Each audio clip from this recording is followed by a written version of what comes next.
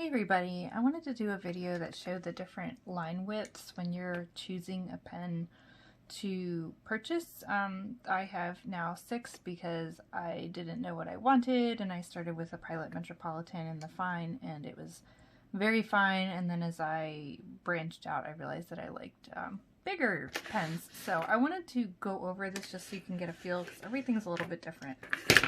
So this one is Pilot Metropolitan in a fine.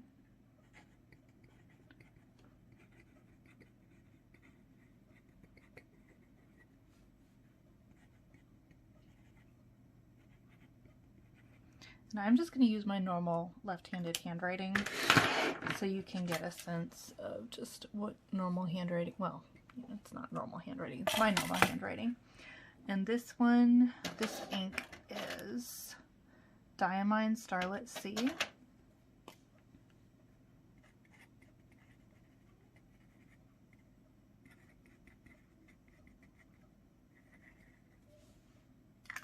And this is a little bit hard to see. It is a navy blue.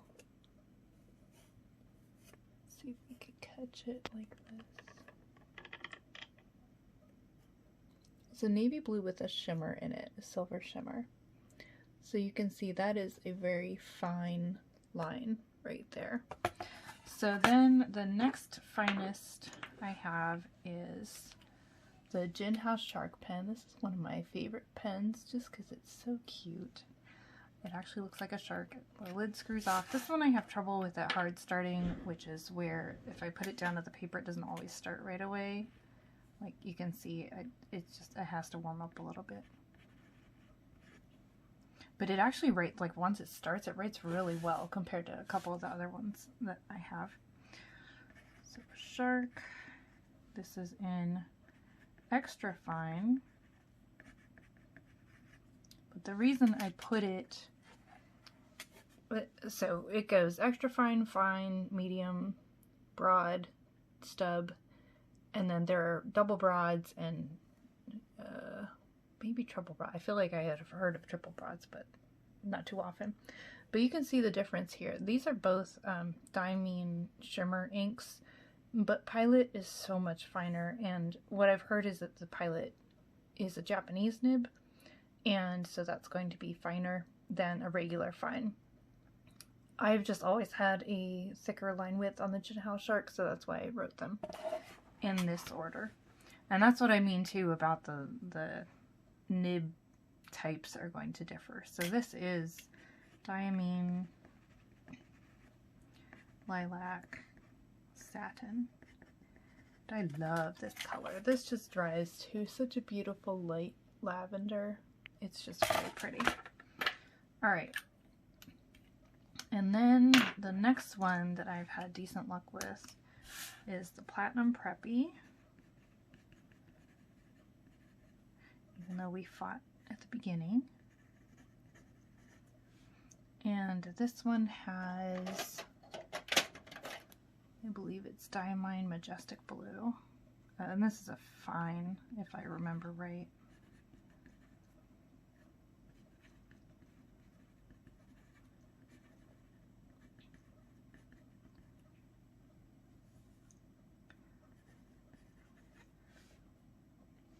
So you can see it is slightly wider than the Gin House Shark, but not too much.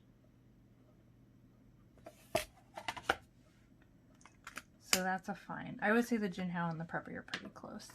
The Preppy I had issues with the shimmer ink, but it may have just been that it was brand new for me.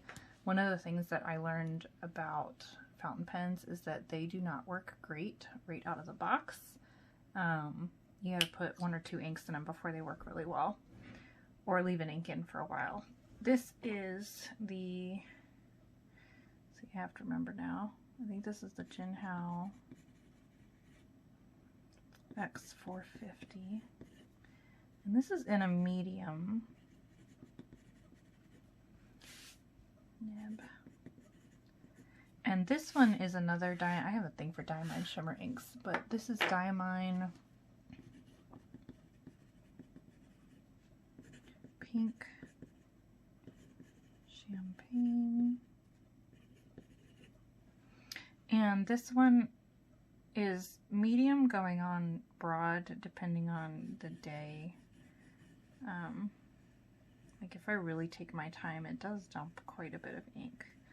I think I am a fast writer and I didn't know that until I started fountain pens. But, oh, lovely, something fell. So you can see, depending on how fast you write, the kind of line width that you get.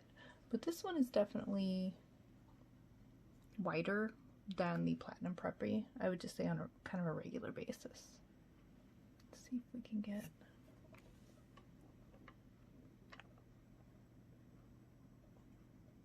that shimmer.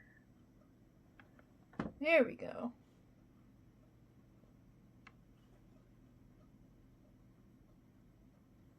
Okay, well it's a little bit out of focus, but at least you can see it. Alright, and then this one is the Twisty Eco Tee in the coral. And this is a 1.1 stub.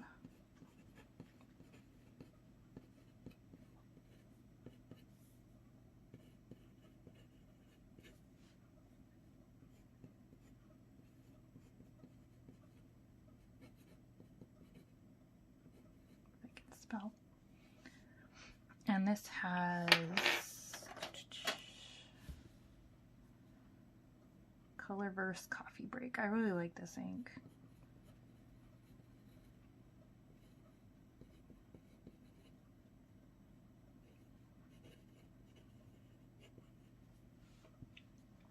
So you can see, I'm going to bring it up so you can see it a little bit better. But this one has a bit of line width automatically built in, line width variation, I should say. You can see where I come down on the B, it's pretty fat on the downstroke, and then on the bottom, on the top of the bottom of the B, you can see those sideways lines are much thinner. I tend to underwrite. You can change the angle of this now if you're right-handed, which I am not, but it will change. I'm not even going to try that right now because it's not going to work. But you can see how I'm holding the pen here. What you're looking for, I don't know if you'll be able to see it here, because you've got a flat edge on this as opposed to the other ones that just come down to a point. So you want that flat edge on the paper.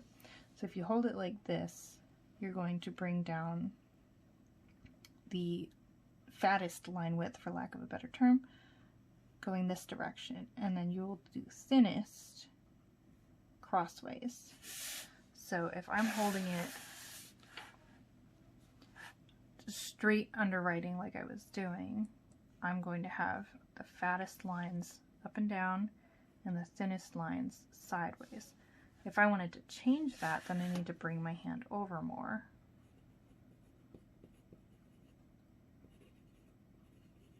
And I'm not used to writing at an angle like that, and you can hear it kind of digs into the paper. So that's the difference between a regular nib, which you still should hold at the correct angle to hit the paper right, but you're not going to get that kind of line variation without the stub nib. And then the last type of nib that I have for now, I don't have a broad, but from what I understand, the Jinhao X450 is pretty close, not quite. I do have a glass pen, and that's definitely on the broad side. So this one is this is a flex nib. So it is a Noodler's Ahab, and it's split all the way up the middle here. You can see my daughter did my nail. And so when you press down these tines, there's two tines, they're actually going to separate. There we go. They're actually going to separate and let more ink flow through. So you'll start with, I'm just going to do the first word in without any pressure. So this is Noodler's Ahab. Oops. So you can see this is actually pretty comparable to I would say the Metropolitan even, it's very fine.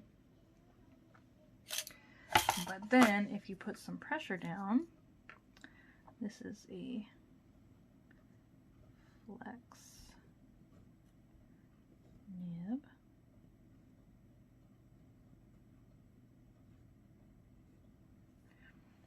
So when you put pressure on the downstroke, you can see, now see I got some railroading there. That's when I went too fast and it doesn't have time to get the ink down. I think it looks cool, but it's not supposed to happen.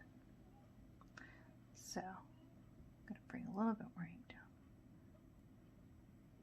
This might be low on ink. I really like this ink. I'm not much for teal, but this really looks nice. So you still get the crossways that are thin. You can do a thin line up and down, but then you can also do broader lines up and down, which makes this really interesting. And if I had more ink in here, I might be able to go even broader, but it's not happening right now. This is Emerald